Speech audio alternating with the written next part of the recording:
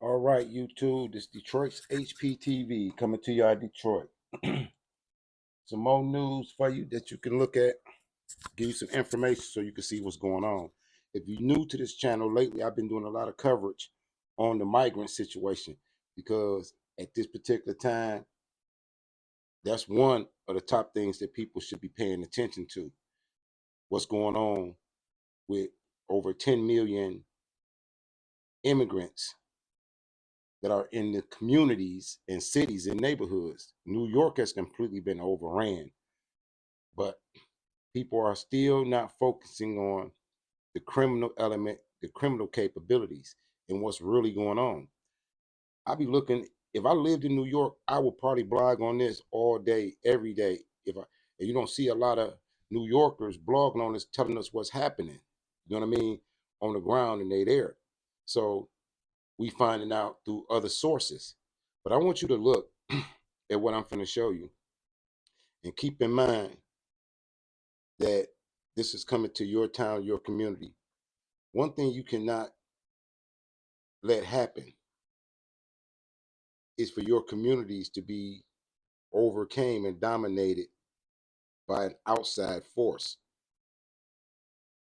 You know what I mean? So I'm gonna use this clip. I'm gonna tell you where I got it from. New York City. This is New York City Uncovered. Shout out to them. This is for fair use into the 1976 Copyright Act for education, commentary, and entertainment purposes if you're entertained. Check out this.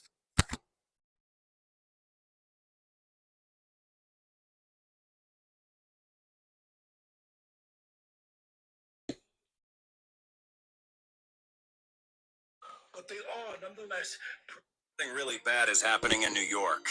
A wave of migrant crime has washed over our city, but they are nonetheless preying on New Yorkers and making our city less safe. There's been a surge in gang-related crimes in New York City lately, and the NYPD has been arresting migrant gang members who are taking advantage of the asylum system to carry out crimes in the city. But it's so much worse than that, because the most notorious crime gang in parts of South America has made it to the Big Apple. Established here. We're seeing the presence of Tren de Aragua in New York City. We're seeing all these brazen cell phone robberies. Cell groups are already here. They're just waiting for the opportune time to invade. On January 27th, 2 police officers were assaulted. I'm gonna play that back again. I want you to hear what the Chinese lady said.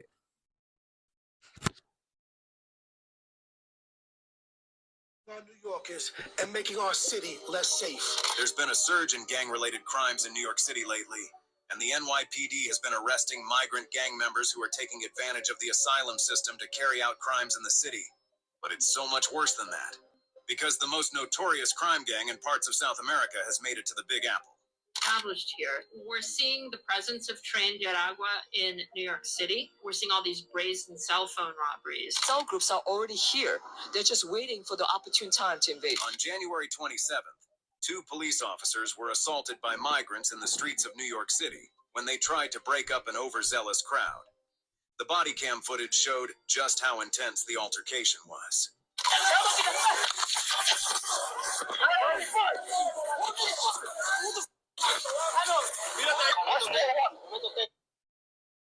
Welcome to Bigo, where connections come alive. Anytime, anywhere. Download Bigo now and embark on an immersive live streaming experience like never before. Bigo, Bigo.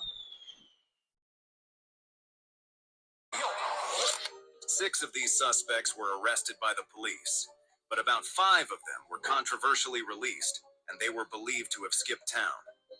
Until late February, when 2 of the migrants got arrested, and news came to light that these migrants were part of an extremely dangerous Venezuelan gang called Tren de Aragua.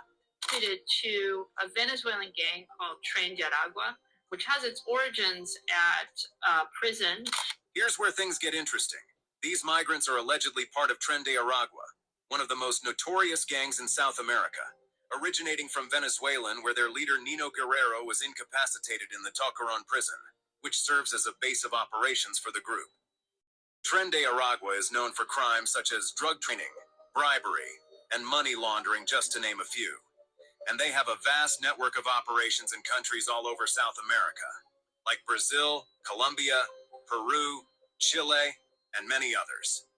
In September 2023, Venezuelan authorities raided the Tocaron prison and found that the gang members had created a little city for themselves within the prison walls, with the prison having a children's play area, a restaurant, a baseball field, a supermarket, and even a mini zoo, where the prisoners kept lions, tigers, and crocodiles, and all sorts of wild animals. The prisoners were said to have been living in luxury while using the prison as a base of operations for their crimes around the continent. After the raid on the Venezuelan prison by about 11,000 soldiers, a lot of the prisoners escaped the arrest from Venezuelan authorities. Many of these escaped prisoners who are members of this notorious gang recently crossed the border and are currently residing in the United States. When the Venezuelan government raided the prison, and a lot of them have come over within this surge of migrants from Venezuela into the United States. Over the past year, Border Patrol has only managed to apprehend 41 Tren de Aragua gang members, but a large number of them have already slipped into the city. The 21-year-old Wilson Juarez and 19-year-old Kelvin Servita Arocha, and they were both charged for the attack that happened on January 27th. These migrants, who were initially thought to have skipped town, were found in an apartment in the Bronx when investigations were being made regarding the whereabouts of another suspect involved in the January 27th assault. It's also been brought to light that Juarez was given a deportation sentence by a judge in Texas, but he managed to evade his sentence, yet somehow he and the 5 other suspects were released without bail when they were initially arrested. The other suspects are... It's so many cases that's going on in this country. It was one about a prisoner who had caught a case with a child, and he was released and later ended up taking another lady's life. It's a lot going on behind the scenes with this migrant situation, and mainstream media is glossing over it when they talk to you or they talk to the public about it. It's almost like it's being censored. 22-year-old Juan Barada, 24-year-old Yorman Reveron, and 19-year-old Darwin Gomez Esquiel, and they've all continued in their unconventional behavior even after they were released. Juan Barada was seen giving the middle finger to the press after his release. Darwin Gomez Esquiel was caught shoplifting, alongside 2 other migrants who had attempted to shoplift from the store, but they were seen by a loss prevention officer who tried to stop them. This led to the officer getting punched in the face, while Darwin and his accomplices made a run for it. Thankfully, Darwin was later caught by the police also in another Bronx apartment, and was therefore sentenced to Rikers Prison. He was arrested in the Times Square attack on cops, and now he's in trouble with law enforcement again in a separate incident. What about Yorman Reveron? Well, he has been arrested twice before his arrest for assaulting a police officer. One was arrested for stealing clothes from a Nordstrom rack and then punching and biting the store clerk so he could steal more clothes. And again, he was arrested and freed without bail. Police being brutally attacked in the middle of the day. And then you've got immigrants who are being let go with no bail. We don't have IDs on them. We don't know where they're going. And they're flipping the camera and basically flipping the country. Yohenry Brito, the main suspect in the investigation, saw that he allegedly started the altercation and already had 2 misdemeanor cases filed against him. Yohenry was the one who was held in jail with the possibility of a $15,000 bail and was reportedly released after a priest from the Good Shepherd Lutheran Church in Brooklyn produced his bail money and posted his bail. You would think that due to the amount of pressure that's coming down on the migrant communities, they would cease their behavior of assaulting New York City police officers. Sadly, that's not the case, as most recently a group of police officers were assaulted yet again in a migrant shelter while they were trying to make an arrest. Say they saw the migrants getting in a verbal dispute with security, so they removed him from the shelter, but not before the other migrants in the shelter started throwing things at the officers. The fiasco happened in Randall's Island shelter, apparently. A migrant had been fatally stabbed by another migrant in the shelter, which called for the intervention of the police. The man in the white shirt was seen trying to harass the police officers who were simply trying to do their jobs. But while they were going, the other migrants in the shelter started throwing things at the officers. Mayor Eric Adams had this to say about the event. Have 3,000 people who are placed in an environment that they cannot work. They have to sit around all day. Things like this have the potential. Most of the suspects who have openly assaulted officers have been linked to the Tren de Aragua gang, many of whom have been making their way into the country via the U.S.-Mexico border. The presence of these gang members in the city has led to serious complications, as there has been an increase in crime, with many New Yorkers being robbed of their belongings by migrants on mopeds and scooters. A long line of unregistered motorized bikes are parked out front of the Roosevelt Hotel, the migrant shelter in Midtown. The way the operation typically goes is this. 2 people ride on the back.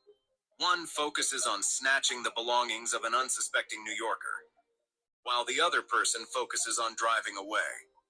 They steal everything from that way they can hack into the financial data on an individual's phone and then take all the money for themselves. Most times the person who is stolen from could be making a phone call, which is tricky because when you're on a call, your phone is open and all your details and precious data are hopelessly exposed. It's gotten so bad that people are getting seriously hurt by their operations, both financially and physically. Yes, the police arrested a handful of these criminals on the 5th of February in a raid at apartment 2790 in the Bronx. The police team was accompanied by Mayor Eric Adams, and they confiscated 22 stolen phones and the identity of the ringleader of their operations, a man named Victor Parra. But things are getting a lot worse than this. It's been revealed that the Tren de Aragua gang plans to completely monopolize crime on the streets of New York, with one of their major prospects being to replace most of the prostitutes on the streets of New York with Venezuelan women. This is actually one of the trademarks of the gang, as they're widely known for trafficking women into the country and then using them for prostitution. So just think about it.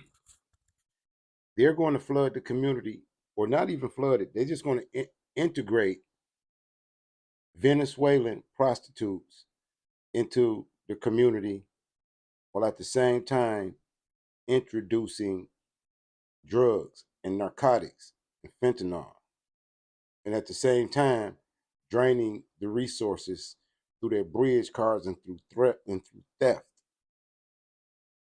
It's like they are coming into the community like locusts. Like locusts. Think about it.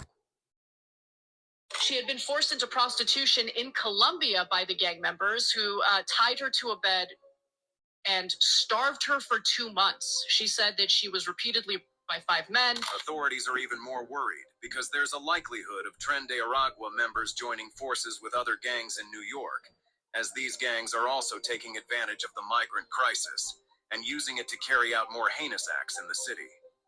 While normally these gangs will not mix, it remains an ever-growing concern. Special Agent John Morales of the FBI said that he is concerned that the Venezuelan gang could join forces with the even more notorious gang MS-13. A real problem arises if this unlikely alliance were to occur. It would be severely difficult for the police to identify suspects, as most of the people carrying out these crimes are individuals who are ghost criminals. These are people with no passport or ID, and no real documentation roaming the streets of New York. They're essentially ghost criminals. No criminal history, no photos, no cell phone, no social media. Sometimes we're even unclear on a name or a date of birth. Meaning the police will have no easy means of properly identifying the criminals they're looking for. It's going to be an outright power struggle, possible open shootouts, and guess who's going to be caught in the crossfires of these events? The innocent New Yorker. As you can see, life is about to get even more difficult for the average New Yorker who already lives in a somewhat dangerous city. The safety of many New Yorkers has been called into question with these recent developments, forcing security personnel all over the city to take action. More changes are coming to migrant shelters across the city. Starting tomorrow, an additional 20 shelters will implement a nightly curfew. A curfew has been implemented in about 20 migrant shelters, whereby migrants have to be within their shelters by 11 p.m. and must remain within the shelters till 6 a.m. Thus was described as a way to ensure the safety of the asylum seekers and the surrounding New Yorkers.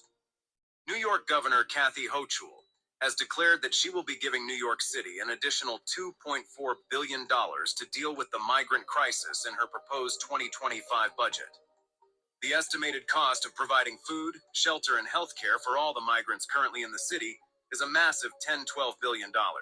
Furthermore, it has been stated that the gang members or other migrant criminals do not represent the vast majority of migrants currently in New York City, as many of the migrants present are searching for a better life or trying to escape dire circumstances in their home country. In the end, the city authorities are working very hard to reduce the amount of gang activity, with security cameras and metal detectors being placed in most of the shelters to monitor would-be offenders and also keep innocent migrants safe. Mayor Adams claims that these crimes, or unsavory behavior being carried out by migrants in the city, are the unfortunate circumstances that occur when work visas are not made available to these asylum seekers. He continues to urge the federal government to send aid and provide monetary support for the state of New York to deal with this crisis, but many of his requests have fallen on deaf ears. If you think you could threaten the lives of the very people who keep us safe, if you think you could put others at deadly risk and get away with it, then think again. We will never stop pursuing you. The NYPD has made it clear time and time again that they're going to keep making arrests of any gang member or anyone suspected of wrongdoing. Closing Okay, so you see New York got a real problem. Mayor Adams, he's keep trying to get money to throw at the migrants. When they get that money, it's converted into drugs, weapons, and other nefarious things. You know what I mean? He's actually funding the criminal organizations. Do you remember? It's like when the United States left from Afghanistan. Remember how they left all the weapons? They left all the weapons and all the civilians when they pulled the army out. This is similar in nature. He's getting more money to fuel and to put them more solidified in their position as arch criminals or arch villains or whatever they aspire to be in their ideal of the American dream. You know, if you look at them, they wearing Montclair jackets and they got iPhones and they scooters and everything that they doing. Their ideal of the American dream is from watching Scarface. I'm gonna end on that note. Sounding to you out of Detroit. Like, share, and subscribe. Peace. Keep y'all head on the swivel.